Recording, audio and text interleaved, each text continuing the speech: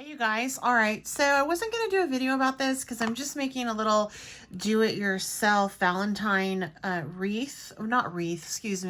garland for my house, and I think it's going to turn out kind of cool, and I thought you guys might want to see it. So basically what I'm doing is I'm taking this Crayola air dry clay, got it on Amazon. I'm not going to have any affiliated links for you guys today because literally it's stuff that I found around my house, or like I just picked up the clay on Amazon. You could probably find it at Walmart. And so you're going to need the clay, a cookie cutter. I'm doing mine as a heart, a brayer of sorts, or like a rolling pin. These little, what are they called? You know what I mean.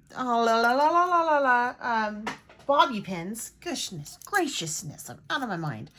And then if you want to put some texture, you can. I'm using this. So and you're also going to need some of this hemp cord, but let's be real, you probably have this in your stash. So I'm going to just take some of this air dry clay, and as you can tell, I've kind of learned the hard way on this. You do not want to roll it out on anything because it's super sticky.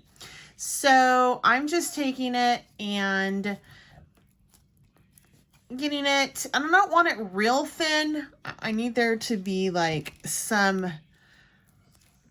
I need it to be kind of thick because I want to put that bobby pin in while it's still wet to hold the hemp. That's what the hemp cord's going to go on, and that's what we're going to make the garland out of. So I'm just kind of, and that's like a little bit too thin still. So, and I thought, oh, I'm not going to use 5 pounds. Well, I'm thinking that I'm going to use 5 pounds.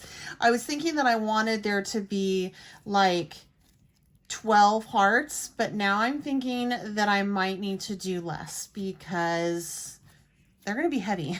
So, yeah. All right. And they're kind of big. So there's that. Oh, and then no, I said cookie cutter, right? All right. I did it again. I'm talking too much and just want to make sure that I get the right size here.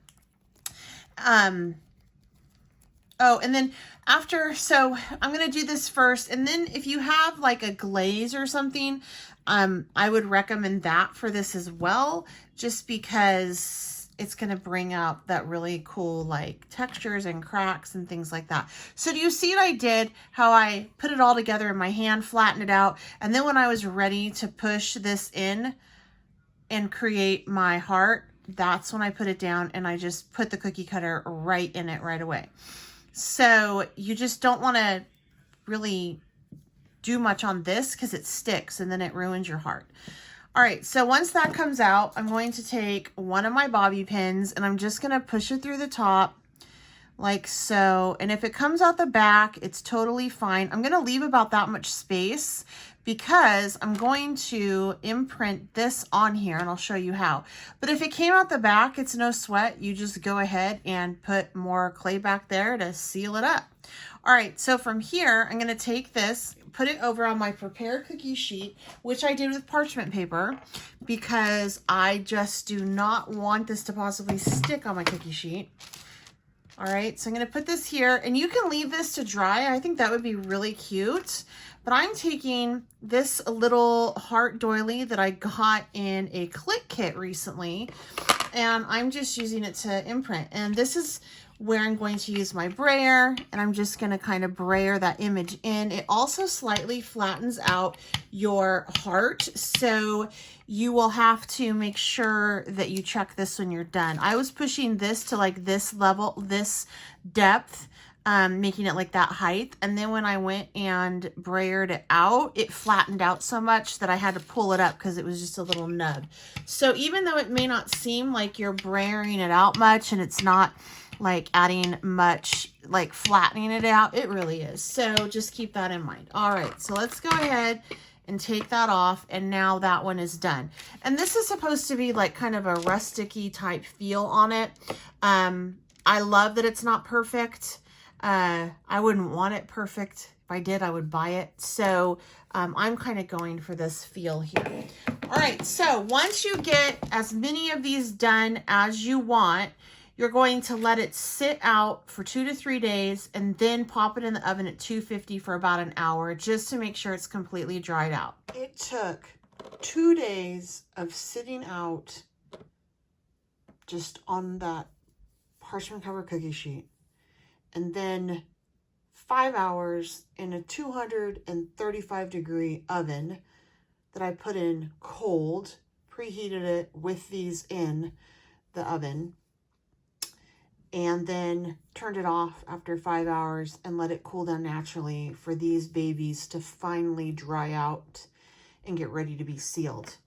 Now, I was really worried when I first did this because I used that Crayola clay, and it nearly took all 5 pounds. And I'm like, oh my God, that's going to be too heavy for a garland. But I will say this, as it dried out, since that moisture was sucked out, it has lightened it up. It will be okay as the banner garland. However, if I could do this again, I would use paper clay, because paper clay is really lightweight. And I think that that would just work a whole lot better. So I was just going to cover this in a glaze, but it really didn't crack much. So before I cover it in a glaze, I'm going to try something and we'll see if it works. I'm going to take this Distress Spray in Antique Linen, and I'm just going to spray it over them and let it dry, and then I will put the glaze on top. But yeah, I just thought that that would be kind of fun. Okay, you guys, I just put back the Antique Linen Distress Glaze, and I didn't know that I had the picked raspberry, so I'm going to spray it over this too.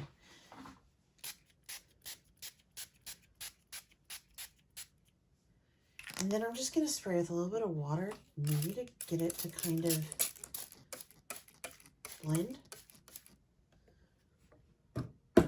Oh boy, I feel like a mad scientist right now. All right, another reason why I'm not recommending the air dry clay is because when I sprayed that on, it actually made it where you could put fingerprints and things. So it made it soft again.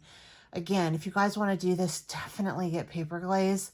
I mean, paper clay. I hope I said the air dry clay, because I'm not loving this clay that I use. The air dry clay is not your best option. So I'm going to go ahead and just dry this, and then I will go ahead and put the glaze on it. And I'm hoping that when I put the glaze on it, it's going to seal it, and I'll be able to put it up in a window and not have to worry. I mean, it'll be fine with what I'm doing for it. Like, I wouldn't put this outside unless it's sealed, just knowing that it interacts with moisture and it makes it soft and flexible again, and I don't want that. I want it to be hard, but with what I'm using for, it'll be okay. Now I'm going to put on some Plumera glaze. So any glaze will work. This is by Tattered Angels. I got it when I was on their design team years ago. I do not even know if this glaze is still available. So you can check in your stash for some glaze. I really, as I'm doing this project, my whole intention was to show you that you can create things that are cool for your house with what you have. So try to find a glaze or a sealant that's colored. And if you can't, if you just have a clear sealer, then put a little bit of powdered pigment in it, or mix it with a little bit of powdered pigment. Really is the best. You can mix it with a little bit of spray ink, you know, that would work too. Or just put it on the sealer just as is and go from there. But I just really wanted to use stuff that was in my stash and just let creativity take over. So for this, I'm going to take my glaze, and the one thing that I've never really liked about this product is that it doesn't let a paintbrush go in it. So you have to like pour some out into a little palette, or you have to just do what I'm doing it and pour it directly onto your project. And yeah, my intention is to use the entire bottle. That's what I want to do today. I have had this glaze forever, and I'm all about using up what is in my craft room. So I'm going to try to be very generous with this. It is making this soft again, so I may have to go over this with some Mod Podge to seal it all up, but I'll figure that out after I get these done and just see how they dry, if I need to go over it with a sealer or not, because I really do not like how this clay is literally reactivating after I thought that it was set. Paper clay would have been better, but look how pretty that is now with the glaze on it versus just without. I love the shine on it. I went ahead and finished off the rest of that bottle of glaze on my hearts and got the edges. I like the shine, but the pieces, like the nooks and crannies, are kind of blending. They're not popping as much. I wanted to take a metallic paint in like a copper or a gold and dry brush it on. And what that means is you take your paint and you take a brush and you get just barely any on it. You literally paint off as much excess as you can on a scrap piece of paper, and then you lightly go over the top and it pops all of the nooks and crannies. But I didn't have that, but I did have some of this rich copper metallic wax. And so what I do is I'm just going to take, I'll do it on this one, and I'm just going to rub that in with my fingers. And as you can tell, it just makes the whole thing pop. And there we go. So take a look at that one compared to this one. You can definitely see more of the detail. So I'm going to go ahead and just do that on all of these. I went ahead and got the wax all on, and I even went over it with a dry paper towel and just rubbed and removed just for some depth and more interest. And I am loving how these turned out. But I do want to go ahead and seal it. And I'm going to use Mod Podge, but I'm not going to use the Mod Podge with a brush because it will leave brush strokes in, and I just don't want that. So I am using this gloss Ulta, and you just spray it on, and it is a glue and sealer. So this will take, I'm going to let it set up all night because I got to go make like dinner, but they also have it in a matte, and I have that as well. But I really wanted to use this Ulta in the gloss. So this is completely clogged. I can't even get the nozzle to spray. And that's because I didn't clean it well after I used it. I thought I did, but I didn't. I mean, I have a little bit right there, but it's not spraying. So what I did was I poured some of this into this little mister, and I can just go ahead and use this. Once I am done with this mister though, I need to make sure that I seal it. I put it in some soapy water and let it soak as to not have the Mod Podge, seal and glue and ruin my mister. So just keep that in mind. And yeah, I'm doing a pretty nice covering on these. I'm probably going to lift some of the puddles, but I just want to make sure that these are good and sealed. They have dried. It didn't take overnight, or I'm just impatient and I'm saying that it didn't take overnight and they really should set up, but I think I can move on to this next step quite successfully.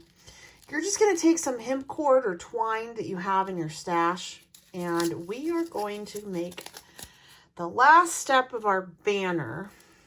So you're going to definitely want to start it off. I would give, gosh, I'm going to give myself like, I don't want to even put a heart on here.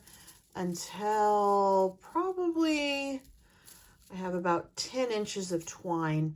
The reason is because depending on what I attach it to, I want to make sure that I have enough room to like hang it and things like that. So actually I'm going to not put that first heart on until like the 14-inch mark. So I'm going to take and just put this in through the top and then pull it down through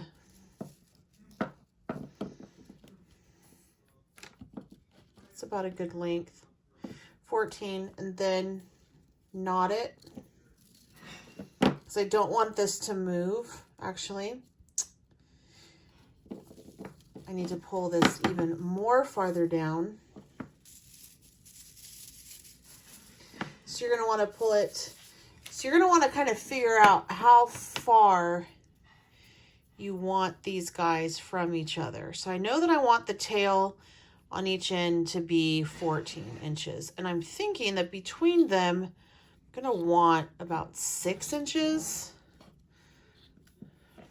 So that's 12.